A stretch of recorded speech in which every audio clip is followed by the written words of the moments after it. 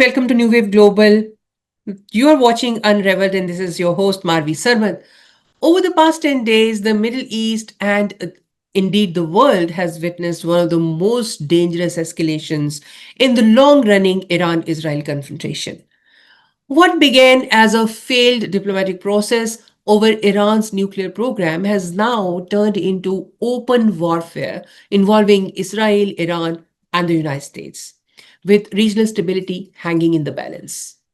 Tonight, we bring you a detailed timeline of how this conflict unfolded, from the missed 60-day deadline to the Israeli strikes on June the 13th, Iran's retaliation, US intervention, and today's fragile ceasefire. So, in this episode, we aim to provide you with a clear, factual account of these critical events so that you, our viewers, are fully up to date on what has happened, why it matters, and what might lie ahead. So, on June the 13th, Israel initiated strikes on Iran and launched a surprise attack targeting nuclear facilities and military infrastructure, including Natanz and Fordo sites. So these initial strikes primarily targeted Natanz, the nuclear facility in Iran, while there were reports of explosions near the Fordo fuel enrichment plant that day on the 13th, but evidence and the later fact checking suggests that Fordo did not sustain significant damage during those initial attacks. The Israeli government described the operation as a preemptive strike to prevent Iran from achieving nuclear weapon capability. On June the 14th, next day, and 15, Iran retaliated and responded with missiles and drone attacks on Israeli cities, including Tel Aviv. Israeli air defenses intercepted most of the projectiles, but some caused injuries and property damage as well, in Tel Aviv especially. On June the 16th, this escalation continued.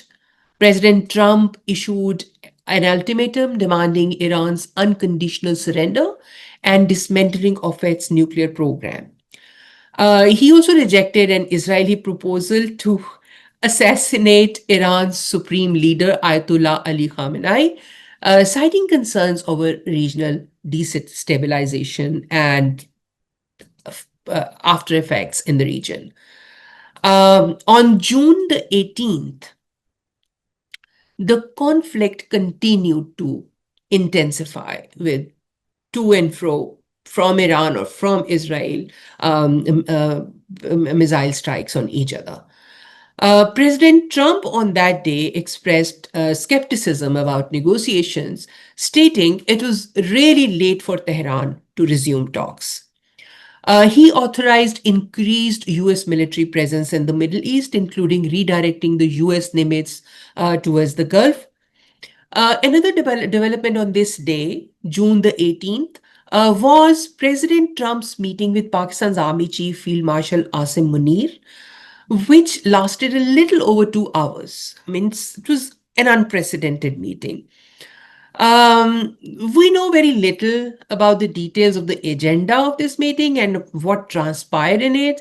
However, going by the statements of Pakistan Army's media wing, ISPR, and a brief media talk that President Trump did later that very day, it seems that the escalating situation in Middle East was almost definitely discussed, among other things like cryptocurrency, avenues of partnership between the two countries, etc., etc.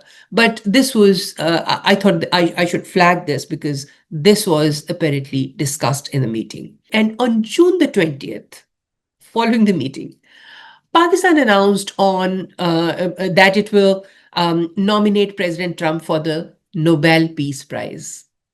It was a shocking kind of news, but yes, that's what happened on the 20th. Pakistan government announced that, but that did not age well, did it? Because the very next day, on June the 21st, The US launched Operation Midnight Hammer, targeting Iran's Fordo, Natanz, and Isfahan nuclear facilities with its GBU 57 massive ordnance penetrator bombs, also called bunker busters. The strikes, the stated aim of the strikes was to cripple Iran's nuclear capabilities. So on June 22, Iran responded and launched missile attacks on US military bases in Qatar and Iraq, including Al Udeid Air Base, which is one of the major ones in the area. The attacks, however, caused no casualties, as the bases had been evacuated in anticipation already. And according to some news reports, Iran's officials, on the conditions of anonymity, told some media outlets, including CNN, that the Qatar's officials were apparently informed of the Iranian strikes beforehand. So all the strikes were happening in coordination, so to speak, between Iran and Qatar. But nothing can be said with certainty because officially there is no confirmation of this. On June 23, earlier today, the President Trump announced a complete and total ceasefire between Israel and Iran to be phased out in over 24 hours, next 24 hours. Iran's foreign minister stated, now, not before that, some Iranian officials told media outlets on the condition of anonymity that Iran has not agreed to any ceasefire with anyone.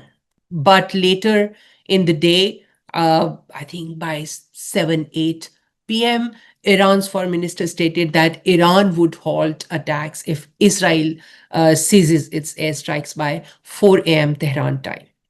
Now, the current status as of June 23, and this is around 11:30 p.m., we don't see any further Israeli strikes. None has been reported as yet, ever since the ceasefire was announced this evening. Iran has not also launched additional attacks, indicating a tentative adherence to the ceasefire. The US is seeking to build a long-term settlement for Middle East peace, with hopes that Iran will not attempt to rebuild its nuclear program. This conflict has resulted in significant damage to Iran's nuclear infrastructure, and it has definitely strained regional stability. We will see how it affects the near future in the region.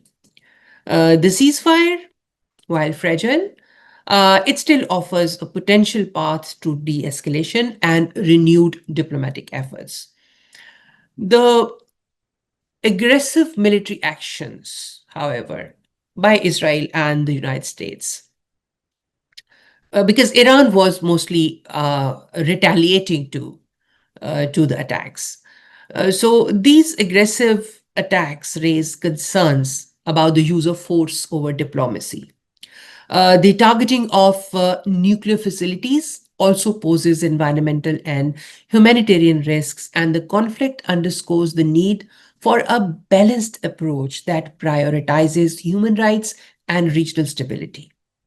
Now, for the context, let's examine what actually led to this escalation. This decision, Israel's decision to launch a large-scale military operation against Iran on June the 13th.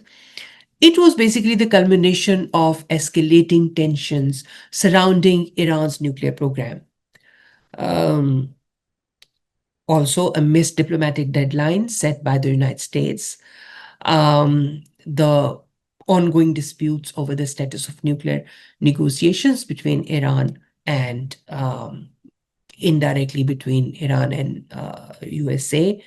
The operation, Israel's attack on Iran, dubbed Operation Rising Lion, targeted over 100 strategic sites in Iran, including nuclear facilities, missile installations, launch pads, and military leadership compounds. As we record this episode, on it's the 23rd of June is about to end. We are just like half an hour from ending this day. A ceasefire appears to be holding, at least for now, but after 10 days of war, hundreds of missiles and bombs, and the targeting of nuclear facilities, the situation remains highly volatile, to say the least. Whether this fragile pause leads to new diplomatic efforts or simply to a temporary lull in hostilities, only time will tell. We will, of course, continue to follow these developments closely and bring you timely updates. In the next episodes, please tune in to know more detail about the context of Israel's attack on Iran, the escalation, why so much escalation, and why now. We will bring to you details about that in the next episode. Please tune in. Thank you for watching. Stay informed, stay critical, and we will see you in the next episode. Have a good one.